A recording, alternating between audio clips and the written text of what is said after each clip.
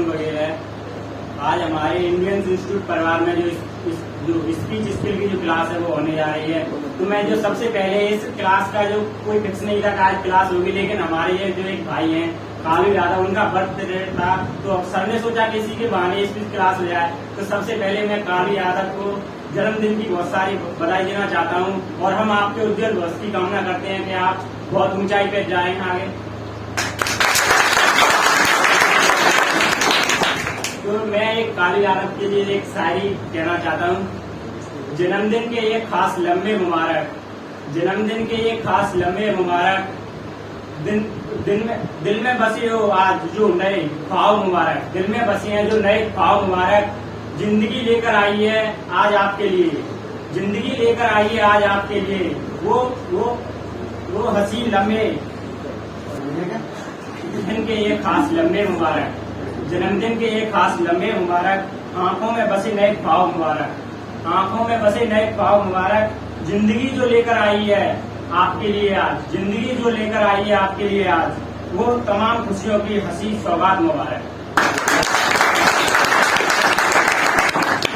मैं आज जो भारत की जो राज्य व्यवस्था है, राजनीति की जो व्यवस्था है उसके बारे में कहना चाहता हूँ। तो जो भारत की, अगर भारत को देखा जाए तो भारत का संविधान के बारे में अगर देखा जाए तो भारत का संविधान एक सभी देशों के मिलाकर, जो सभी देशों की जो क्वालिटी है उनको मिलाकर बनाया हुआ है। तो भारत एक सबसे अच्छा देश होना चाहिए था, लेकिन इसकी वो कंडीशन बहुत खराब है, क्योंकि यहाँ पे जो राजनीति करने वाले जो नेता है उन्होंने यहाँ पे राजनीति को कचरा कर दिया है। तो उनके लिए मैं एक शायरी कहना चाहता हूँ। जहाँ स्वार्थ हृदय में भरा, जहाँ स्वार्थ हृदय में भरा, वहाँ सेवा के स्वांग चराने से क्या, जहाँ स्वार्थ हृदय में भरा वहाँ सेवा के स्वांग चराने से क्या। जब देश धर्म से प्रेम नहीं, जब देश धर्म से प्रेम नहीं, नेता प्रधान कहानी से क्या। तो मैं कहना चाहता हूँ कि हमारे जो देश के जो राजनेता हैं उनको अपने जो राजनेता अपने स्वार्थ के लिए काम नहीं करना चाहिए, बल्कि उन्हें अपने देश के लिए काम करना चाहिए, क्योंकि उन्हें देश की उन्होंने जिम्मेदारी ले रखी है, उन्हें देश को आगे बढ़ाने की जिम्मेदारी है।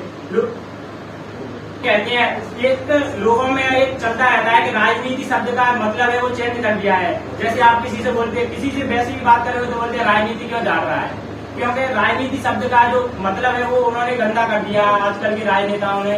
लेकिन जो राजनीति शब्द का जो मतलब मेन मतलब होता है वो होता है कि अगर नीति विशेष द्वारा कोई किसी विशेष कार्य को करना।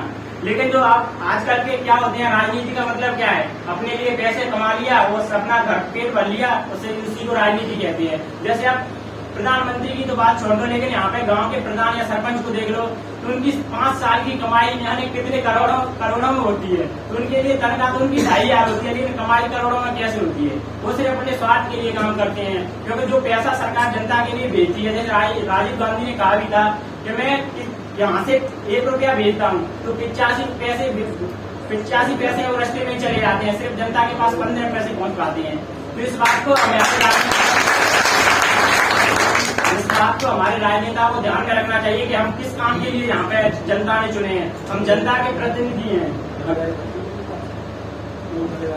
राजनेता हैं जो प्रधान या सरपंच या कोई भी जिला पंचायत या प्रधानमंत्री, उनको समझना चाहिए कि जनता ने उन्हें किस लिए खड़ा किया हुआ था, उनके कर्तव्य क्या है। उन कर्तव्यों को अगर वो कोई भी राजनेता अगर किसी भी देश को अगर आगे बढ़ाना है तो मेरे अकॉर्डिंग तो उस देश में जो शासन व्यवस्था है उसको अच्छे ढंग से चलाना होगा। क्योंकि जो अब जैसे देखें अपना भारत में देखें तो संसदीय प्रणाली में जो प्रमुख होता है वो राजनेता होते हैं, जो कार्यपालिका होती है वो तो सिर्फ जो अपने प्रशासनिक अधिकारी होते हैं वो उनके ऑर्डर पे काम करते हैं, जैसा उनको ऑर्डर मिला वैसे काम करते हैं। लेकिन राजनेताओं को समझना चाहिए कि हमारे क्या कर्तव्य हैं और जो लोगों को देखना चाहिए, क्योंकि जो एक अधिनियम बनाया था जो भारत सरकार ने राइट टू इन्फॉर्मेशन, कोई उनका यूज नहीं करता। 2005 में जो अधिनियम आया था कि जो कोई सरपंच वगैरह किसी कोई भी काम करवा रहा है तो उसको जांच करना चाहिए हमें तो उसने काम किया या सही किया या नहीं किया। तो इसके अगर किसी भी देश को सुधारना है तो हमें उसकी जनता को यानी हमें सतर्क होना पड़ेगा, क्योंकि हमें अपने कर्तव्यों को पूरी तरह से देखना है कि हमारे कर्तव्य क्या हैं, तभी तो हम किसी सामने वाले को याद दिला सकते हैं कि तुम्हारे कर्तव्य हैं।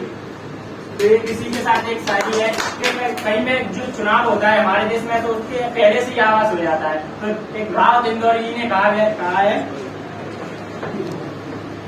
क्या कहा है राव इंदौरी जी ने, बहुत तनाव है क्या, कि सीमा पर बहुत तनाव है क्या, पता करो कहीं चुनाव है क्या।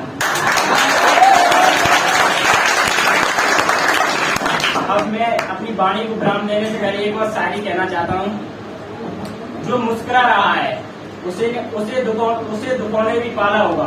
जो मुस्कुरा रहा है उसे दर्द ने पाला होगा। जो मुस्कुरा रहा है उसे दर्द ने पाला होगा। जो चल रहा है उसके पाँव में छाला होगा। जो चल रहा है उसके पाँव में छाला होगा। बिना परेशानियों के इंसान चमक नहीं सकता। बिना परेशानियों के इंसान चमक नहीं सकता। जो जलेगा उसी दिए में तो उजाला होगा।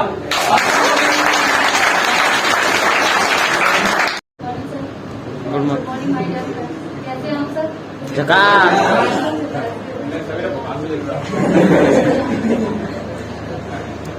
बढ़िया है। और आज मैं आपके सामने कुछ पेश करना चाहती हूँ।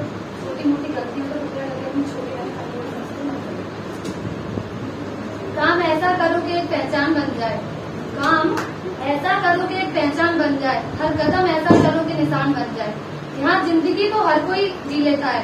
यहाँ जिंदगी को हर कोई काट लेता है। जिंदगी जी ऐसे एक मिसाल बन जाए। देशभक्ति एक विरासत है। देशभक्ति एक विरासत है जो हमें हमारे पूर्वजों से मिली है। यह चिंगारी है जो देश की भावनाओं को जगाती है। यूं तो दो पल की जिंदगानी में ऐश और आराम काफी है, पर जुनून देशभक्ति को शहादत का अरमान काफी है।